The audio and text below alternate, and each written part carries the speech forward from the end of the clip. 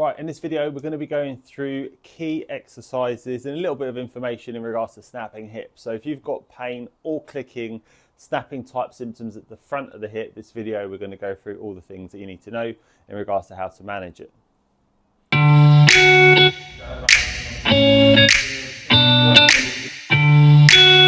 So let's go through what clicking or snapping hips are firstly, because often patients, and whenever they come and they say things like my hip is clicking, my hip is snapping, and I've got this kind of sensation at the front, it can be really disconcerting. I get that. It can make it feel like there's something wrong, like something is degenerative or wearing or going kind of down that route of degenerative change, and it does not mean that at all.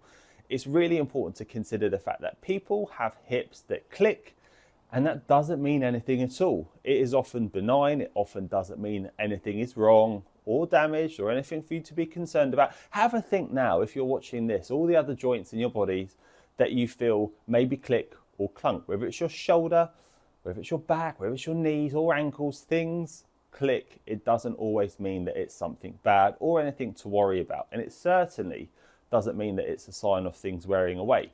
However, for those who have got snapping or hipping, clicking type symptoms at the front of the hip, let me explain what that could be.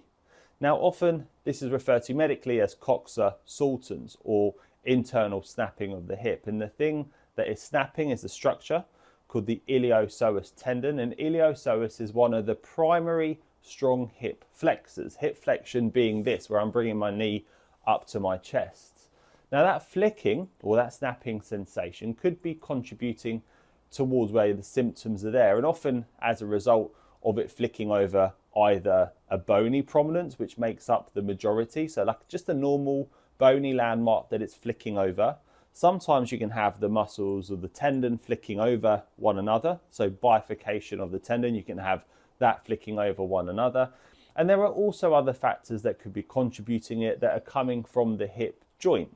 But all of these are still not anything necessarily to worry about. However, in some scenarios, it can become a bit inflamed, a bit irritable, and it certainly can be a bit off-putting when people are doing exercises. Now, some of the key exercises and movements that often people report that the hip can become clicking or snapping is either, like I said, with that hip flexion type movement. So if the hip is bringing brought right up to the chest, or if the chest is coming nearer to the knees. And often some of the key things that people will report that they get symptoms of are things like if they're laying on their back and they're doing a sit-up. So sit-ups can sometimes cause issues or give that kind of clicking type sensation. Other activities that sometimes bring symptoms on are doing things like hanging from a bar and lifting the legs up or leg lowers, or even just doing some sort of hip flexion work against resistance can sometimes bring on the pain and make it feel a little bit irritable. So what we need to do is consider the key components of what we're going to do to try and manage it. Now, often some of the key things that I often see people doing when they manage hip snapping or clicking hip syndrome is spending quite a lot of time on stretches. So stretches with the hope that that's going to lengthen it and allow it to move. And in some cases that might be okay. But what we have to really do is focus on trying to make sure that you can move the hip in the positions that you want to move it without the tendon or that muscle snapping. And to do that, we need to make it a little bit more robust to tolerate those movements. And we also need to kind of navigate the movement itself through exercise and rehab to enable you to do that. Otherwise, what could happen is you become a bit fearful to use it, or patients get a bit anxious that it's going to click and snap, and you end up avoiding those movements all particular. And that's certainly something that we don't want to do. We don't want to be avoiding movement. So these exercises are going to be focusing on primarily loading up and strengthening this iliopsoas component through different movement patterns and different angles. And also we're going to talk about how sometimes you can progress it or even regress it if it's too difficult or if it's too easy for you to do. Right, ladies and gents, we're going to go through my top ones now, and I hope you find them useful. To start with, we are going to be doing a long lever hip flexion. So the way you're going to do that, back nice and straight, flush against the wall, hands by your side. Nice tall posture, fairly straightforward. You're just going to lift your leg up, hold for a couple of seconds, bring it back down. Lift your leg up, hold for a couple of seconds, and back down. As I do this, I'm going to talk through some key points that I want you to be considering. One, as you do it, you don't want the hip to click. You don't want it to hurt. You don't want any sharp pain or anything like that. You just want to feel all these muscles switching on, working, doing the job that you want them to do. You just lift it up, hold for a few seconds, and back down. If, for whatever reason, whilst you're doing it, or whoever you're giving it to is starting to get pain or clicking or snapping, let's modify it. So, shuffle your bum forward, lean back, and just relax. As you relax, and your bum, and your back, and your pelvis is slumped, what's going to happen is your pelvic rotation is going to offload the amount of hip flexion at the front, meaning that you're going to give it a little bit more space to play with, and then you can lift your leg up and back down. And by doing that, you might find that it's a bit easier to do, and it gives you scope to enter into this exercise and see how it goes. Now, you could be doing this. You could even be doing this upright seated version tall and thinking, right, Mehmet, I've absolutely nailed my long lever hip flexion. Give me something else to do. This is too easy. It's rare that my patients say that, but you might be saying it while you're doing it. So let me talk you through it. Grab something of a decent height. It doesn't have to be that high. Let's start off with this. And that is going to be your visual cue to lift, move, tap, and across. Lift, across, tap, and back. And this is just going to give you that added level of difficulty and challenge to do the movement through different ranges to make sure that we can still tolerate, but obviously progress it. But some might even find that too easy. That's when you're going to pull out the big guns, right? Get something that's a little bit more challenging. Again, get it set up, back nice and tall, lift your leg up, all the way across, across, and then back down. So it is hard to do, but remember, we're trying to get it to move through different movements. We're trying to get that tendon used to doing what it should be doing without catching or clicking. And that's why we need to kind of work through these different angles and positions and make it a little bit more doable, but without it hurting. Now, let's say your patient is doing it. So let's say you're doing it. And you'll say, right, when I'm getting here, it's kind of clicking or catching. Then tweak how you do it. And I mean that by, as your leg comes up, try maybe rotate it ever so slightly and bringing it out, and see if that just slight degree of leg rotation, if I show you from here, up, and just ever so slightly rotating it, allows you to navigate away from the clicking or the snapping, then that's absolutely fine for you to do. Now, as you're doing that, if you're finding that even some of those are a little bit more challenging or difficult to do, you can regress to doing like a dead bug, which is an exercise where you're on your back, knees and legs in the air, and you're essentially extending one leg, and it would go all the way down. But if you're finding that that causes it to click, if that causes it to kind of catch or click, then what I would do is start in that dead bug position, slowly lower one leg down just to tap to the bench, and then bring it back up. Extend one leg just to the bench, rest, and then bringing it up. So you're modifying almost like the range of movement, the rep range. Extend, rest, and bring it up. So that bench is giving you that little bit of a break in that angle. And as that gets easier, you could even use something that's in between the bench and also in between the floor if the floor is too difficult. This is pretty good, this foam roller. I'll show you. So starting position, extend, rest, and come back up.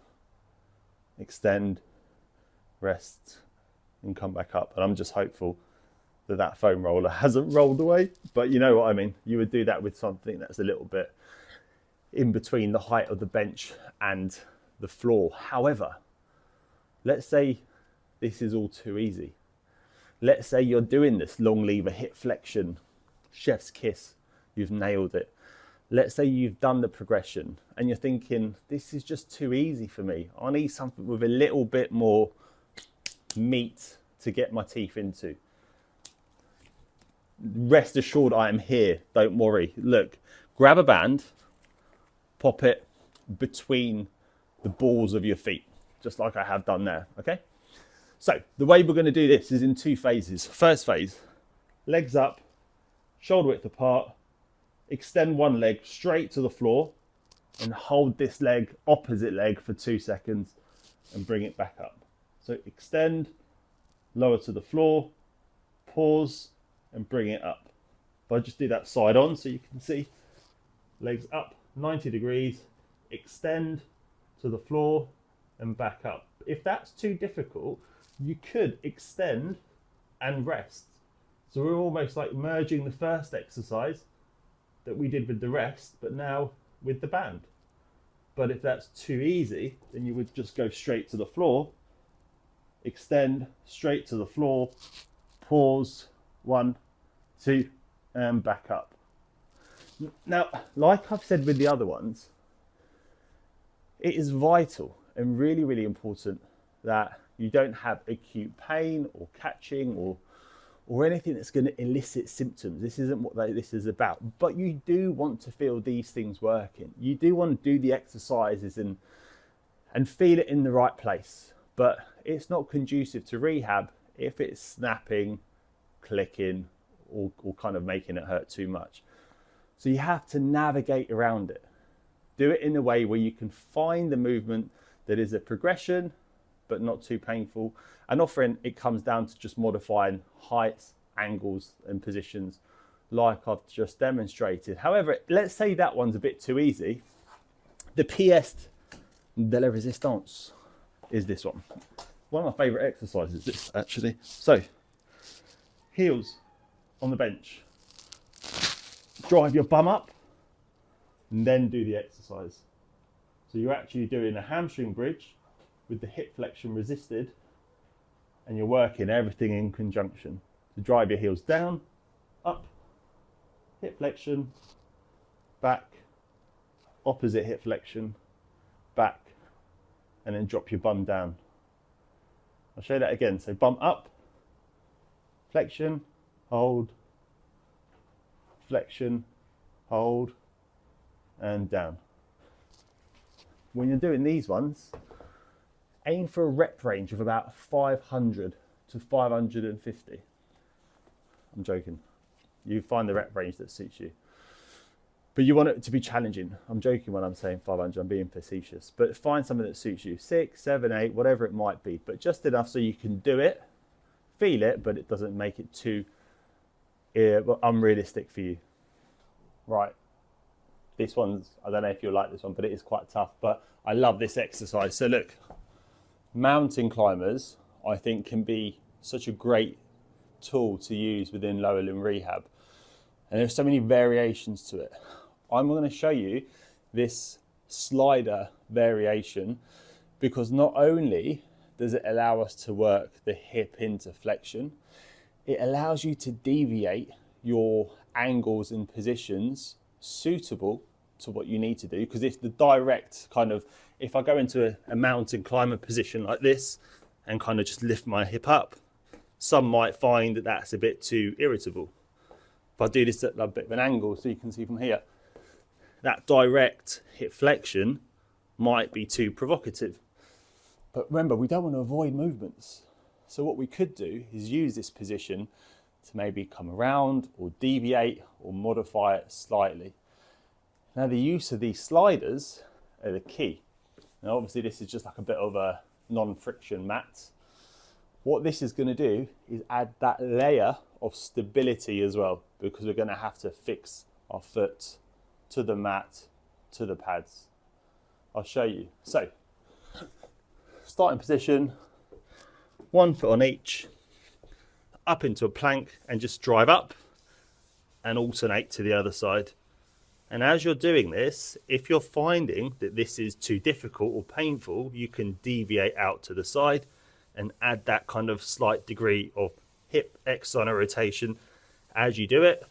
But also, if you stick your bum in the air and just tilt your pelvis ever so slightly, you can add a degree of offset to it. Because as you're bringing your pelvis up or your bum up into the air, you're going to rotate it. As you rotate it, it's going to follow a similar principle to what I told you about when you were sitting up to do the long lever hip flexion. It will just give it a little bit more play and possibly some more access into that hip flexion range of movement without irritating it. I'll show you that again. So, 1 foot on each. Let's just do this lace up quick. So we're going to have 1 foot on each and do the rep range as to whatever feels most suitable to you. To start with, plank position, knee up, back, knee up and back. And if it's too sore, directly straight, just bring it out to the side ever so slightly and alternate.